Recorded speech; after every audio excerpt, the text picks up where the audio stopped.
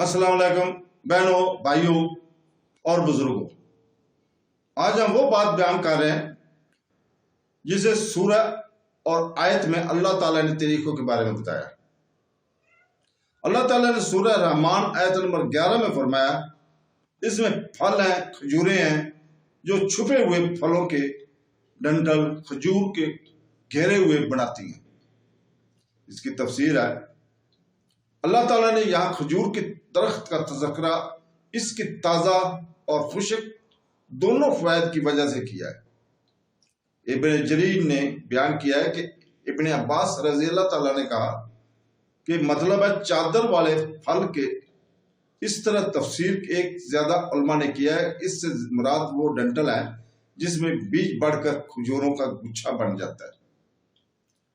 کچی ہری کھجوریں پھر پکتی ہیں اور زیادہ پکتی ہیں۔ اللہ نے فرمایا، تو دوستو سلمان بن عامر رضی اللہ تعالیٰ سے روایت ہے کہ رسول پاک صلی اللہ علیہ وسلم نے فرمایا، جب تم میں سے کوئی روزہ دار ہو تو کھجور سے افطار کرے، لیکن اسے کچھ نہ ملے تو پانی سے افطار کرے، کیونکہ پانی پاک کرنے والا ہے۔ کھجور اس میں گلوکوز اور کی مقدار زیادہ ہونے کی وجہ سے توانائی کو تیزی سے بڑھاتے ہیں۔ یہ قدرتی شکر ہے جو کھجور میں پائی جاتی ہے، اور یہ کھجور کو روزہ افطار کرنے کے لیے بہترین پھل بناتے ہیں۔